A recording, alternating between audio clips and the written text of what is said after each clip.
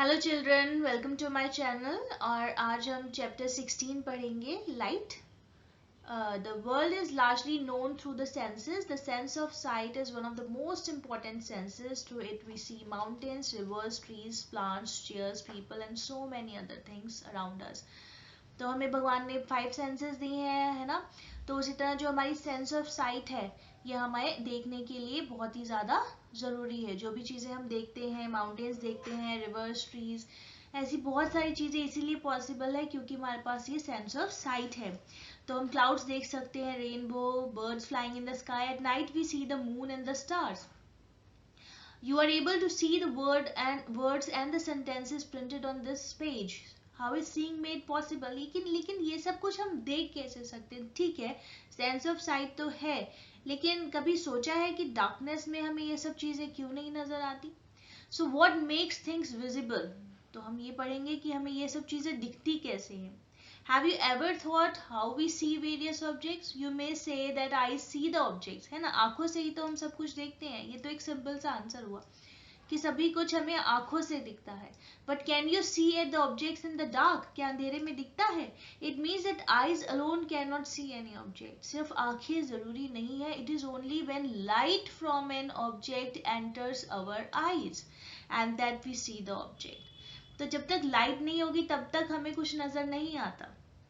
तो लाइट जो है बहुत ही ज़्यादा इम्पॉर्टेंट है. हमारी सेंस ऑफ साइट के साथ साथ लाइट भी उतनी ही इम्पॉर्टेंट है किसी चीज़ को देखने के लिए. So the light may have been emitted by the object और have been reflected by it. ऐसा नहीं है कि जिन चीज़ों से लाइट निकलती है हमें सिर्फ वही चीज़ें दिखती है ना. तो एक तो एमिट करते हैं ऑब्जेक्ट्स. ऑब्जेक्ट्स की अपनी लाइट होती है, जैसे सन की, है ना. जैसे आप कोई कैंडल लाइट कर लो, उसकी लाइट अपनी होती है. फायर की लाइट होती है अपनी. तो वो तो एमिट करते हैं लाइट को. लेकिन बाकी की चीजें भी तो हमें दिखती है. वो हमें कैसे दिखती है? वो हमें दिखती है उनके रिफ्लेक्शन की वजह से. जो कुछ भी आप देख रहे हो that is all because of reflection. Reflection हो रहा है लाइट का, तो हमें चीजें नजर आ रही हैं. You learn in class 7 that a polished or a shiny surface can act as a mirror.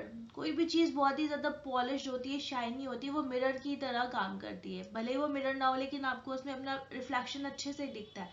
A mirror changes the direction of light that falls on it. जो मिरर होता है, जब उस पर लाइट गिरती है तो वो उसकी डायरेक्शंस को अलग अलग वे में रिफ्लेक्ट करती है. Can you tell in which direction the light falling on a surface will be reflected? तो ये सब कैसे होता है, क्या रिफ्लेक्शंस होते हैं, तो ये सब हम आगे चैप्टर में पढ़ेंगे. तो इस चैप्टर में सबसे इम्पोर्टेंट तो है लॉज ऑफ रिफ्लेक्शन. ये दो हैं. ये जो दो लॉ ऑफ रिफ्लेक्शन अभी हम पढ़ेंगे बहुत ही ज़्यादा इम्पोर्टेंट है. इसीलिए हम एक्टिविटी 16.1 पढ़ेंगे. Fix a white sheet of paper on a drawing card board और अ टेबल. तो आप कोई भी एक वाइट शीट ले लीजिए और आपको क्या करना है, एक कोम लेनी है. And close it's opening except one in the middle. तो आपको एक कोम ले लेनी है, उसकी जो यहाँ पर ये जो कोम की बाकी की साइड्स को आपने बंद कर देना है और सेंटर से उसको थोड़ा सा आपने खुला रखना है. जस्ट एक सिंगल जो कट होता है उसको आप खुला रखेंगे. अब जब आप इस टॉर्च को यहाँ से उसकी लाइट मारेंगे ना, तो इधर से आपको ये रिफ्लेक्शन नजर आएगा. सामने एक प्लेन मिरर ले लेना है, शीशा. तो जब यहाँ से जब ये लाइट जा रही है तो देखिए यहाँ से ये रिफ्लेक्ट हो रही है. ठीक है. So with slight adjustment of the torch, slight adjustment of the torch and the comb, you will see a ray of light along the paper on the other side of the comb. तो दूसरी side पे यहाँ पे हमें ये reflection नजर आ रहा है. And keep the comb and the torch steady. इनको हिलाना नहीं है. Place a strip of plain mirror in the path of the light. इस तरह से जब हम मिरर रखेंगे तो हमें ये रिफ्लेक्शन नजर आएगा. तो इस तरह से हमें दिख रहा है कि जब भी लाइट जब पड़ती है प्लेन मिरर पे तो वो कैसे रिफ्लेक्ट हो रही है. ये हमने एक छोटी सी यहाँ पर आपको ये, अगर हम पूरी कोम में करेंगे तो अच्छे से पता नहीं चलेगा. आप जरूरी नहीं है कोम ले, आप कोई कार्डबोर्ड भी ले सकते हैं, उस पर एक छोटा सा कट लगाइए और लाइट आपको यहाँ पर रिफ्लेक्शन शो करेगी. So after striking the mirror, the ray of light is reflected in another direction. वो दूसरी डायरेक्शन में चली गई. The light ray which strikes any surface is called incident ray. जो कोई भी लाइट जो रे होती है वो जो स्ट्राइक करती है लाइट, तो हम उसे इंसिडेंट रे कहते हैं. यानी कि ये वाली रे, ये वाली, ये जो है यहाँ पर इंसिडेंट रे है. ये स्ट्राइक कर रही है मिरर को, तो ये इंसिडेंट रे है।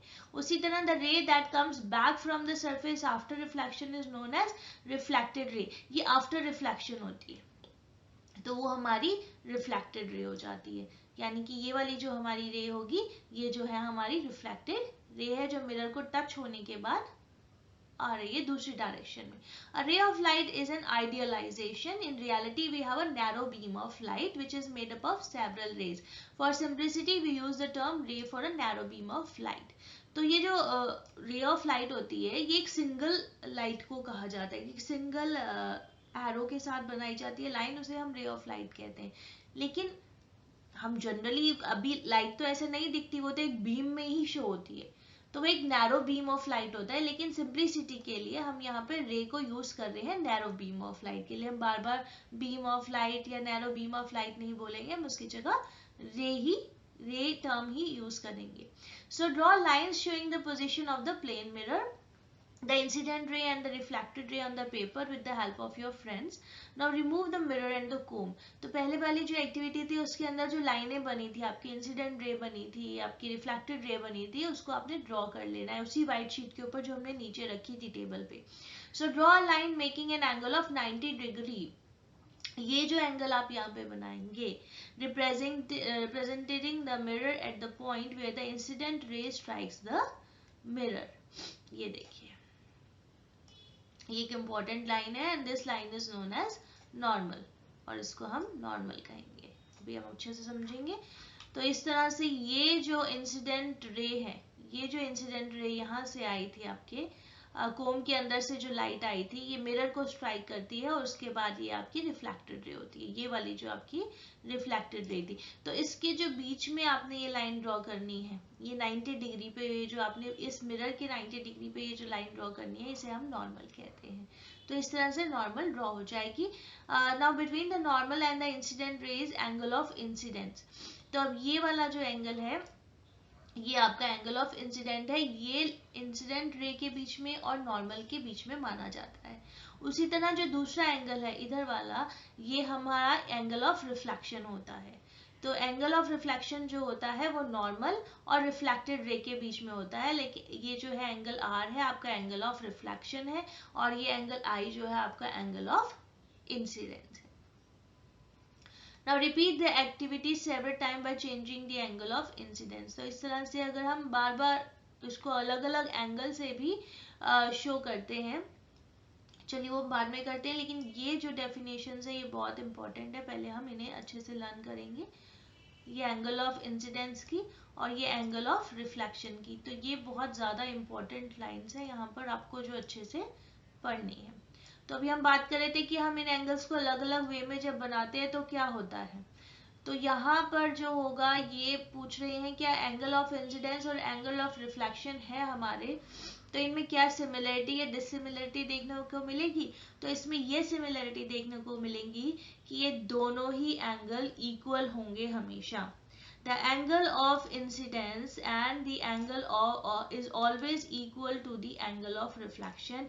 ये हमारा law of reflection है, ये हमारा first law of reflection है, इसे अच्छे से याद करिए कि angle of incidence is always equal to angle of reflection, और ये हमारा first law of reflection है। Now what would happen if I threw the light the mirror along the normal? अगर नॉर्मल से भी लाइट को थ्रो करेंगे तो वो दूसरी डायरेक्शन में जाके रिफ्लेक्ट होगी, उसका फिर सेंटर में अलग नॉर्मल बनेगा। तो इस तरह से जो एंगल ऑफ रिफ्लेक्शन है और एंगल ऑफ इंसिडेंस है हमेशा इक्वल ही देखने को मिलेंगे। So perform activity 16.1 again. This time use a sheet of stiff paper और अ चार्ट पेपर। अब थोड़ी सी आप मोटी शीट लीजिए जो आपने पहले भी यूज की थी। So let the sheet project a little beyond the edge of the table. तो थोड़ा उसको बाहर की तरफ रखना है, देखिए इस तरह से कुछ यहाँ पर दिखाया गया है। ये जो आपका टेबल का एज है, यहाँ थोड़ी सी शीट को हमने बाहर की तरफ रखना है, और यहाँ पर एक कट लगाया गया, ये जो है ये कट लगाया गया है शीट में। तो जब यहाँ से लाइट जा रही है तो ये एंगल ऑफ रिफ्लेक्शन इतना बड़ा आ रहा है, देखिए बाहर तक। लेकिन इस शीट को जब हम यहाँ से फोल्ड करेंगे नीचे की तरफ तो क्या होगा, एंगल ऑफ रिफ्लेक्शन छोटा हो जाएगा। इससे हमें अपना सेकेंड लॉ ऑफ रिफ्लेक्शन मिलता है। ये देखिए, हम इसके लिए पढ़ भी सकते हैं। Get the projecting portion of the sheet in the middle. Look at the reflected ray. Make sure that the reflected ray extends to the projected portion of the paper. Now bend that part of the projected portion on which the reflected ray falls. Can you still see the reflected ray? नहीं, जब आपने उस paper को fold कर दिया तो वो reflected ray नजर नहीं आएगी. Bring the paper back to the original position. Can you see the reflected ray again? Yes, वो आपको फिर से दिखेगी. So what do you infer? क्या समझ में आया? इससे हमें ये समझ में आया कि incident ray, reflected ray and the normal at the point of incidence lie in the same plane. ये एक ही plane पे होने चाहिए. Now, when a whole sheet of paper is spread on the table, it represents one plane. The incident ray, the normal at the point of incidence, and the reflected ray are all in this plane. So when you bend the paper, you create a plane different from the plane, so in which the incident ray and the normal lie. तो इस तरह से ये जो है आपका एक sheet पे आना चाहिए. This indicates that the incident ray, the normal at the point of incidence, and the reflected ray all lie in the same plane. So this is another law of reflection. ये हमारा second law of reflection है. Paheli and Bujo performs above activities outside the classroom. And with the sun as the source of light instead of a torch. You too can use the sun as a source of light. तो इस तरह से हम भी जो सन की light है उससे ये सब एक्टिविटीज को कर सकते हैं, क्योंकि वो भी एक सोर्स ऑफ लाइट है. So these activities can also be perform by making use of a रे स्ट्रीक apparatus. तो ये रे स्ट्रीक apparatus आपको एनसीईआरटी वाले भी प्रोवाइड करते हैं. तो इस तरह से एक्टिविटीज के लिए हम ये सब चीजें यूज कर सकते हैं. Now Bujo remembered in class 7 he had studied some features of the image of an object formed by a plane mirror. तो वो लोग अब वो सब 7th क्लास में जो पढ़ा था वो रिकॉल कर रहे हैं. Was the image erect or upside down? तो मिरर में कैसी इमेज दिखती है आपको? इरेक्ट नजर आती है. Was it of the same size as the object? Yes, वो बिल्कुल सेम साइज की ही नजर आती है. Did the image appear at the same distance behind the mirror as the object was in front of it? Answer is yes. ऐसा ही होता है. जब आप मिरर के पास जाएंगे ऐसे लगेगा आपकी जो मिरर के अंदर फिगर है, इमेज है, वो भी आगे आ रही है. आप पीछे जाएंगे तो वो भी पीछे जाएगी. तो वो एक आपको सेम डिस्टेंस पे नजर आती है, same distance behind the mirror. So could it be obtained on a screen? No, it could not be obtained on a screen. The answer is no. क्योंकि आपने पढ़ा होगा रियल और वर्चुअल इमेजेस के बारे में भी. तो ये जो रियल और वर्चुअल इमेजेस होती हैं जो आप मिरर पे ऑब्टेन करते हैं वो वर्चुअल इमेज होती है, इसलिए वो ऑब्टेन नहीं होती है स्क्रीन पर. So let us understand a little more about the information of an image by a plane mirror. अब देखते हैं हम activity 16.3. A source of light O is placed in front of a plane mirror PQ. Two rays OA and OC are incident on it. यहाँ पे हम दो raise को डाल रहे हैं प्लेन मिरर के ऊपर. So can you find out the direction of the reflected rays? तो क्या डायरेक्शन रहेगी? Draw normals to the surface of the mirror PQ at point A and C, and then draw the reflected rays at the point A and C. तो इन्होंने पहले normals को draw किया है और रिफ्लेक्टेड रेज को draw किया है. And how would you draw these rays? Call the reflected rays A B and C D respectively. ये देखिए इस तरह से ये जो दो रेज आई थी आपकी, तो वो क्या हुई है, इस तरह से रिफ्लेक्ट हुई है. ये दिख रहा है, लग रहा है कि यहाँ पर मीट हो रही है ओ पे, और इधर आई पे आपकी रिफ्लेक्शन बनी है. ये आपकी रिफ्लेक्टेड रेज है ना. So image formation in a plane mirror. They appear to come from point I. Since the reflected rays do not actually meet at I. वो सच्ची में यहाँ पे meet नहीं करती हैं, लेकिन ऐसा लगता है. But only appear to do so. We say that the virtual image at the point O is formed at I. अब ये जो आपकी प्लेन मिरर से यहाँ से रिफ्लेक्ट होकर ये जो इमेज आई है O पे, ये देखिए ये I पे बनी, तो ऐसा लगता है कि ये मीट कर रही हैं, but it's a virtual image.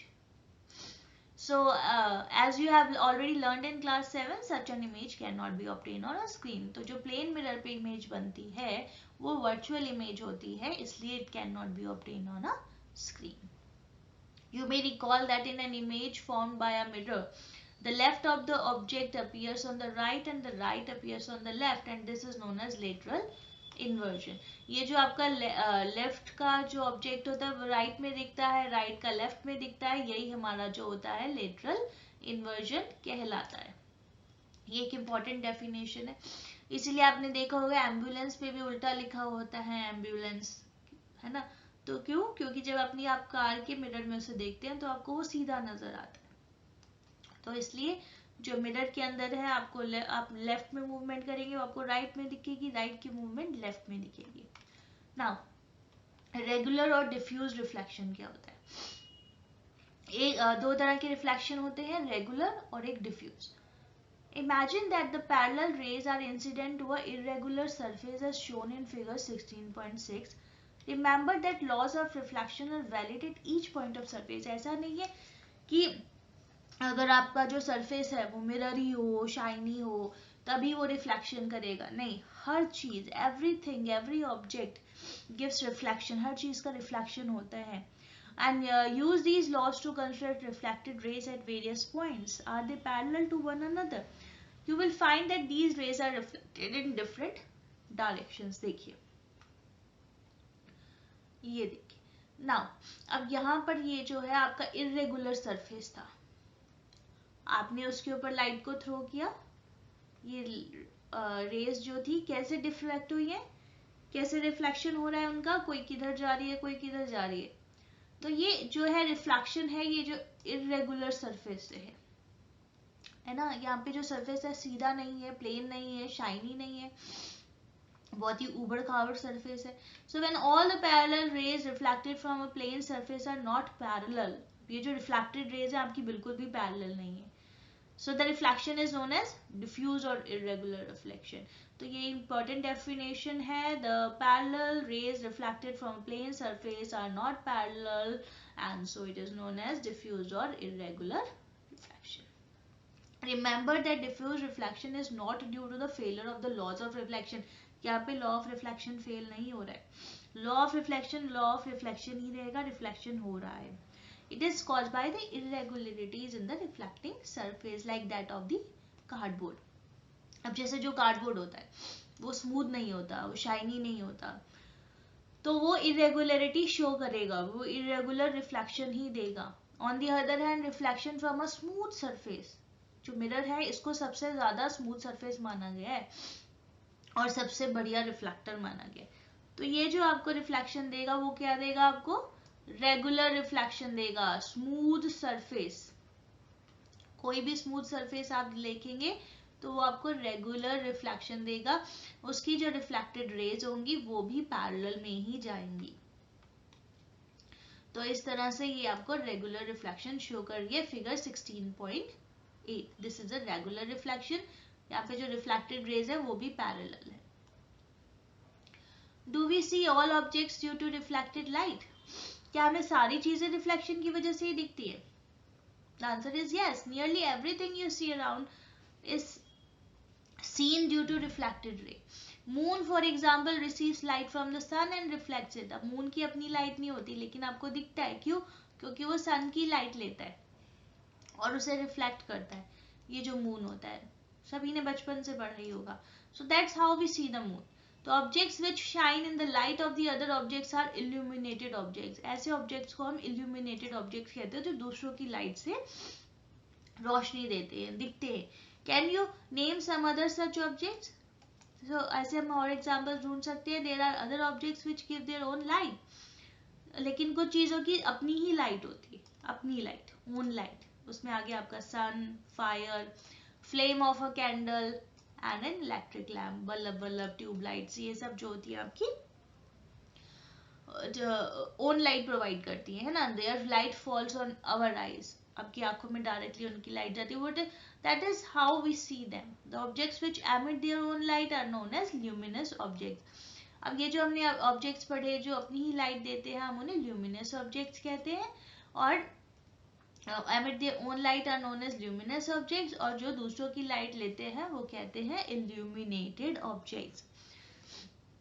I have a question. Can the reflected rays be further reflected off if incident on another mirror? क्या ये दोबारा रिफ्लेक्शन दे सकती है? अगर आपकी रिफ्लेक्टेड रे को दोबारा हम रिफ्लेक्शन में डालें बीच में, देखिए रिफ्लेक्टेड रे भी रिफ्लेक्ट करती है. कैसे करती है? Reflected light can be reflected again. Yes, recall the last time you visited a hairdresser. देखो आप बाल कटवाने के लिए जाते हैं बार्बर के पास, तो वो क्या करता है, वो पीछे आपको मिरर लगा के शो करता है, आपको बैक ऑफ अ हेड नजर आता है. क्यों? क्योंकि ये जो मिरर्स हैं ये आपस में रिफ्लेक्टेड रे को भी रिफ्लेक्ट कर रहे हैं, और आपकी इमेज यहाँ पर जो फॉर्म हो रही है छोटे वाले मिरर में, और इस तरह से आपको अपना बैक ऑफ हेड नजर आ जाता है. इसलिए हम कह सकते हैं कि reflected light can be reflected again. Okay, so ये तो था फर्स्ट एग्जाम्पल जब आप बार्बर के पास जाते हैं. और दूसरा एग्जाम्पल है आपका periscope. Periscope makes use of two plane mirrors. इसमें भी टू प्लेन मिरर्स यूज होते हैं, और आप मिरर्स की ही मदद से चीजों को देख सकते हैं. आपको जरूरी नहीं है आपको डायरेक्टली आपको वो चीज नजर नहीं आएगी. ये जो पेरिस्कोप्स होते हैं ये आपने पहले भी प्रीवियस क्लासेस में पढ़ा होगा, कुछ बच्चों ने शायद बनाया भी होगा. So periscopes are used in submarines. इसे सबमरीन्स में यूज किया जाता है, टैंक्स में यूज किया जाता है, and also by soldiers in bunkers to see things outside. वो बाहर आकर तो नहीं देखते, वो पेरिस्कोप से ही देखते हैं. तो पेरिस्कोप का में अंदर दो मिरर्स यूज होते हैं. फर्स्ट मिरर आपको पहले वाले मिरर की सेकेंड मिरर का रिफ्लेक्शन देता है, और बाहर की चीजें आपको अंदर नजर आ जाती है. और ये इंपॉर्टेंट है कि सबमरीन्स में टैंक्स में यूज होता है. Multiple images. Now you are aware that a plane mirror forms only a single image of an object. What happens if two plane mirrors are used in combination? अब एक mirror तो एक ही image show करता है, लेकिन जहाँ ज्यादा mirror होते हैं वहां पर क्या होता है, जैसे आप ज्वेलरी शॉप्स में जाते हैं कितनी सारी आपको इमेजेस नजर आने लगती हैं, एक के पीछे एक शीशे लगाए जाते हैं, तो उसी तरह से आपकी इमेजेस फॉर्म होती चली जाती हैं. तो सारी रिफ्लेक्शन इन रिफ्लेक्शन चलता है मिरर्स वाला. तो एक्टिविटी 16.5 में देखते हैं. Take two plane mirrors, set them at right angles to each other with their edge touching. ये देखिए यहाँ पर दो मिरर्स को लगा दिया है और बीच में उनको कनेक्ट कर दिया गया है. कॉइन एक ही रखा है, लेकिन रिफ्लेक्शन देखिए कितनी सारी नजर आती हैं, है ना. उसी तरह आप इनके बार बार अगर आप इनके एंगल्स को चेंज करेंगे, आपको दिखेगा कि उसकी रिफ्लेक्शंस भी अलग अलग आपको नजर आएंगे, कभी ज्यादा हो जाएंगे कभी कम. So now hinge the mirror using the adhesive tape at different angles. कभी उसे 45 डिग्री पे रखिए, कभी 60 पे, कभी 120 पे, तो आपको दिखेगा कि उसकी जो इमेज है, उसके जो रिफ्लेक्शन है उतने ही बढ़ते चले जाएंगे. सो इन बिटवीन देम, और note down the number of images of the object in each case. Now ये तो था कि ये इस तरह से ना. अब दूसरा देखिए, set the two mirrors parallel to each other. अब ऑपोजिट पोजीशन में रख दीजिए मिरर्स को, आमने सामने, और बीच में एक कैंडल लाइट कर दीजिए. सो क्या होगा, आपको क्या दिखेगा, आपको बहुत सारी कैंडल्स नजर आएंगी. Find out how many images of a candle place between them and form. तो ये जो मिरर्स में आपको कैंडल्स नजर आएंगी, बहुत सारी कैंडल्स नजर आएंगी, उनके बहुत सारे रिफ्लेक्शन आपको दिखेंगे. So can you now explain how you can see the back of your head at the hairdresser shop. तो वो रिफ्लेक्शन का ही रिफ्लेक्शन होता है. And this idea of number of images form by mirrors placed at an angle to one another is used in kaleidoscope. इसी तरह के reflection को कलाइडोस्कोप में भी यूज किया जाता है. इससे बहुत ही अच्छे सुंदर सुंदर ब्यूटीफुल पैटर्न्स बनते हैं. और you can also make kaleidoscope yourself. खुद भी बना सकते हो इसको. यहाँ पे कलाइडोस्कोप की पूरी एक्टिविटी दी गई है, एक्टिविटी 16.6. यहाँ पे आपको कुछ नहीं करना है, आपको यहाँ पे 3 स्ट्रिप्स लेनी है मिरर की. यहाँ पे प्रॉपर साइज वगैरह भी बताया गया, 15 centimetre long and 4 centimetre wide. आपको 3 स्ट्रिप्स ले लेनी है, उनको ज्वाइन कर देना है तीनों को. Fix them in a circular cardboard. एक सर्कुलर कार्डबोर्ड के अंदर, ट्यूब के अंदर आपको उसको डाल देना है. And make sure that the tube is slightly longer than the mirror strips. उसके एक एंड को आपको बंद कर देना है having a hole in the centre, उसके बीच में से होल आना चाहिए through which you can see, देखने के लिए. And to make the disc durable, paste a piece of transparent plastic sheet under the cardboard disc. ठीक है. Now at the other end, touching the mirror, fix a circular plain glass plate लगा देनी है. तो उसके अंदर हमने बहुत सारे छोटे छोटे जो पीसेस हैं कलर्ड बैंगल्स के, ब्रोकन बैंगल्स के डाल सकते हो. And close this end of the tube by a ground glass plate. Allow enough space for the colour pieces to move around. तो वो जो जब आप उसको गोल गोल घुमाएंगे तो अंदर बहुत ही सुंदर सुंदर पैटर्न्स बनते हैं इसके अंदर. इस तरह से एक साइड पे आपने ये बैंगल्स के पीसेस डाल दिए, इसे क्लोज कर दिया, और एक साइड से ये जो आपने होल रखा है देखने के लिए, जब आप देखेंगे इसे गोल गोल घुमाएंगे तो ये बहुत ही सुंदर लगता है. Your kaleidoscope is ready and you peep through the hole, you will be able to see variety of patterns in the tube. An interesting feature of a kaleidoscope is that you will never see the same pattern again. बार बार आपको एक ही pattern नहीं नजर आएगा, बहुत ही सुंदर सुंदर pattern बनते हैं. डिजाइनर्स ऑफ वॉलपेपर्स, ये देखिए, and fabrics and artists use kaleidoscopes to get ideas for the new patterns. तो ये लोग जो होते हैं, डिजाइनर्स जो होते हैं, यहाँ से उनको अच्छे पैटर्न्स बनाने के लिए उनको आइडियाज मिलते हैं. To make your toy attractive you can wrap the kaleidoscope in coloured paper. तो इस तरह से अपना अट्रैक्टिव सा जो है कलाइडोस्कोप बना सकते हैं. तो आगे का चैप्टर हम नेक्स्ट वीडियो में फिनिश करेंगे. आई होप कि आपको मेरी वीडियो अच्छी लगी होगी. Kindly like, share and subscribe. Thank you so much.